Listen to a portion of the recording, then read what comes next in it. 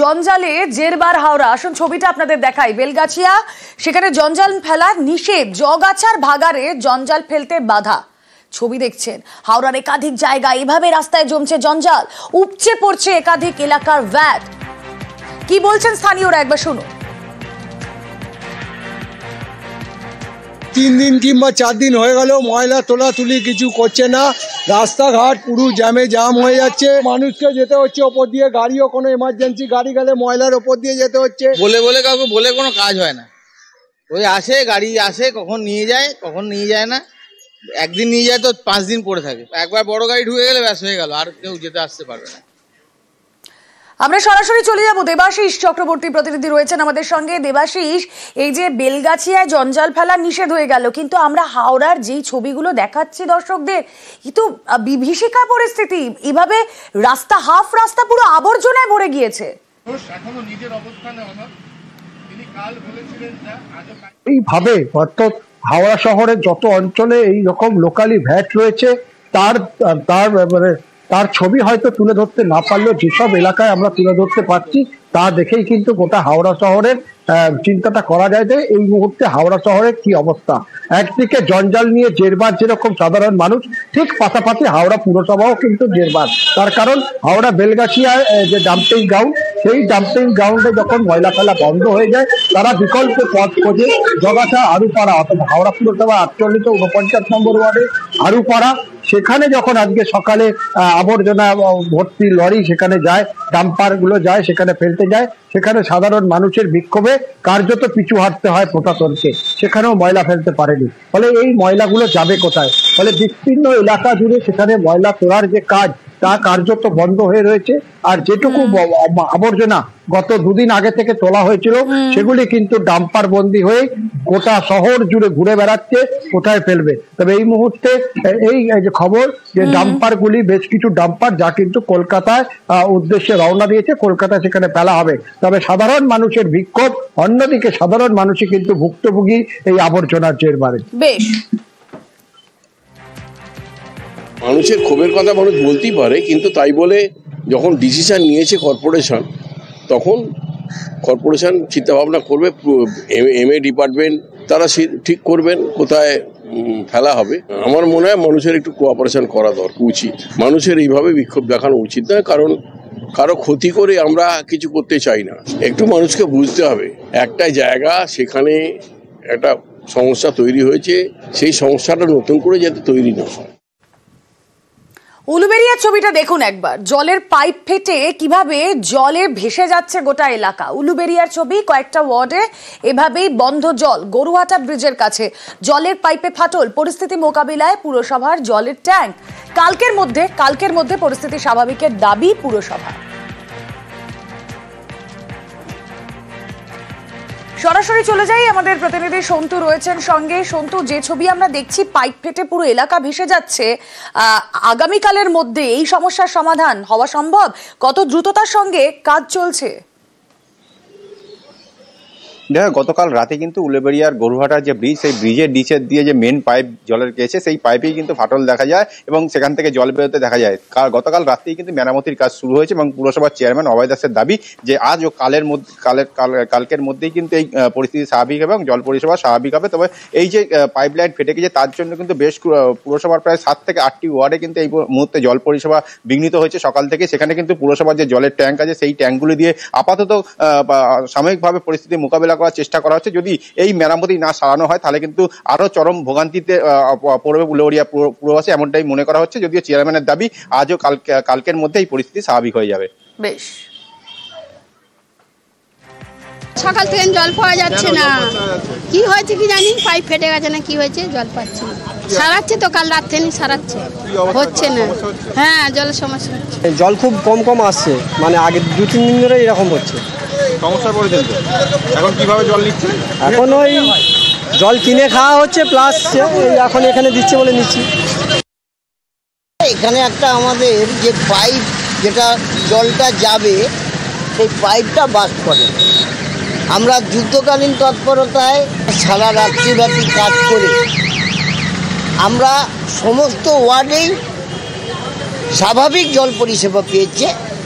কয়েকটা ওয়ার্ডে নির্দিষ্ট দুটো একটা ওয়ার্ডে একটু জল পেয়েছে, কিন্তু পরিমাণটা হয়তো একটু কম। যেটুকু বাকি আছে আমরা আশা রাখি আজকের মধ্যে সেই কাজ কমপ্লিট হবে। যে প্রয়োজনটুকু আমরা মেটাতে পারছি না সেই ওয়ার্ডগুলোতে আমরা উলুবেড়িয়া পৌরসভার জলের ট্যাঙ্ক পাঠিয়ে আমরা সেই পরিষেবাটাকে দেওয়ার জন্য আমরা চেষ্টা করি। এবার বাদরামির ছবিটা দেখুন, বাদরামির ছবিটা আপনাদেরকে দেখাচ্ছি। আর এই ছবি যা আপনারা দেখছেন তাতেই ভয়ে বন্ধ পড়াশোনা। এই বাদরের তাণ্ডবে স্কুলের পঠন পাঠন একেবারে লাটে উঠেছে। জলপাইগুড়ির ডাঙ্গাপাড়ায় প্রাথমিক স্কুল, ডেঙ্গুয়া চা বাগানের কাছে স্কুলে বাঁদরের দাপট।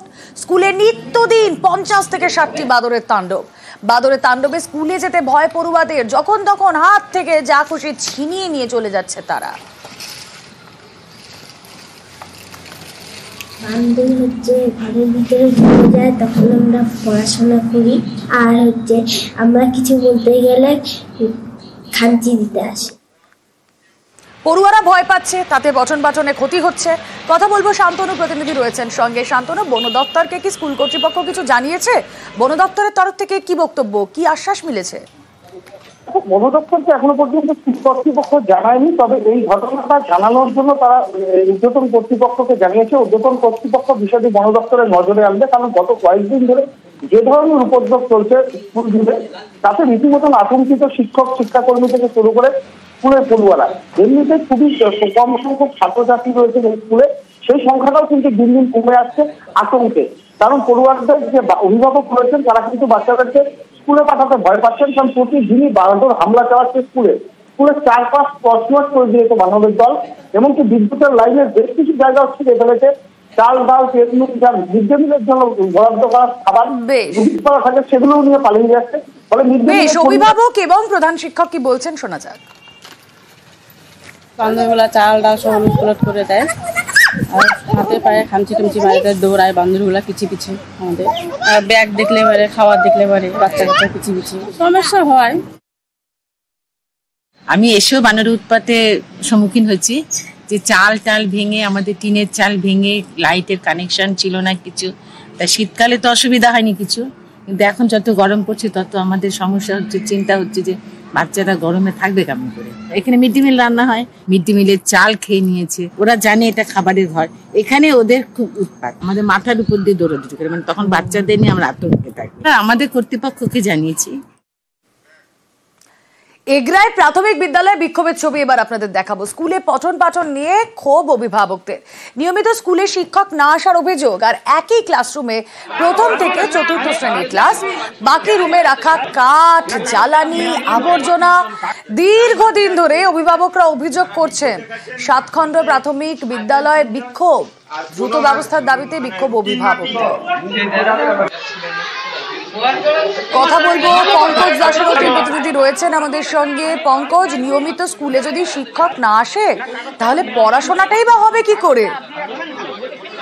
একেবারে পড়াশোনা একবারে চুলোয় যাচ্ছে, যেখানে অভিভাবকরা প্রতিবাদ করছে যে তাদের তাদের ছেলে মেয়েরা আসছেন স্কুলে, কিন্তু একই শ্রেণীকক্ষের মধ্যে কিন্তু শিক্ষকরা পাঠদান করছে। যেখানে প্রাথমিক বিদ্যালয়, সাতখণ্ড প্রাথমিক বিদ্যালয়, এগুলো 1 নম্বর ব্লকে, যেখানে প্রাথমিক বিদ্যালয়ে 4টি শ্রেণীকক্ষ থাকে, যেখানে প্রথম শ্রেণী, দ্বিতীয় শ্রেণী, তৃতীয় শ্রেণী, চতুর্থ শ্রেণী।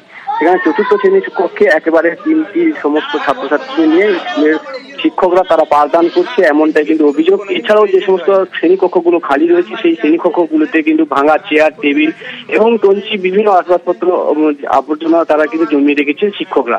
সেক্ষেত্রে প্রশাসনকে বারবার জানিয়ে এসছেন তারা, কিন্তু কোনো সৎ উপায় বা কোনো সুরাহা হয়নি। তার জন্য কিন্তু অভিভাবকরা যা করলো, যেখানে স্কুলের শিক্ষকদেরকে ঢুকতে না দিয়ে, শ্রেণীকক্ষে ঢুকতে না দিয়ে বিক্ষোভ দেখালো ঘিরে। এক্ষেত্রে তারা শিক্ষকরাও তাদের কথা শুনে তারা কিন্তু আশ্বাস দিয়েছেন, যেখানে 3 দিনের মধ্যে কিন্তু প্রধান শিক্ষক আশ্বাস দিয়েছেন এই শ্রেণীকক্ষ পরিষ্কার করা হবে এবং সময় মতো স্কুলে আসবেন শিক্ষকরা।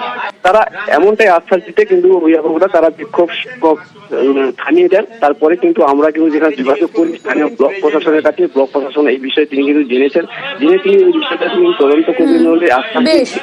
তবে পুরো বিষয় স্কুলে প্রেজেন্ট হয় না, মাস্টার কিছু বলে না। পড়াশোনা ঠিকঠাক হয় না, একটা রুমে সব ক্লাস হয়। খাওয়া দাওয়া ঠিক হয় না, স্যার মারবে বলে জিজ্ঞেস করি না। স্যার টাইমে ঢুকে প্রার্থনা টাইমে হয়? ছাত্ররা আসছে, মিড ডে মিল করে খাওয়াচ্ছি, ক্লাস সবকিছুই তো হচ্ছে, হয়েছে আবার ঠিক হয়ে যাবে। কবে হবে ঠিক? শনিবার রোববার এলে পরিষ্কার করে দেবো, সেগুলো সারাবো তো বলবো। কবে সারাবে? রিসেন্ট করে নেবো। স্কুলে মূলত বিক্ষোভের কারণ হচ্ছে পঠন পাঠন এখানে টোটালি হয় না। এই মিড ডে মিলে খাওয়া দাওয়া ঠিকঠাক হয় না। পঠন পাঠনের দিকে না লক্ষ্য রেখে মাস্টাররা রীতিমতো অ্যাবসেন্ট থাকেন। সব মিলে পঠন পাঠনের ঘাটতির জন্য আমরা কিন্তু আজকে প্রতিবাদটা চালাচ্ছি। একটা খবর আমি শুনেছি, আমি এসআই সাহেব গিয়েছেন, আমি দেখেছি, ওরা আসলে আমি কথা বলে বুঝতে পারবো কি আছে, খোঁজ নিয়ে আমি দেখছি কি আছে।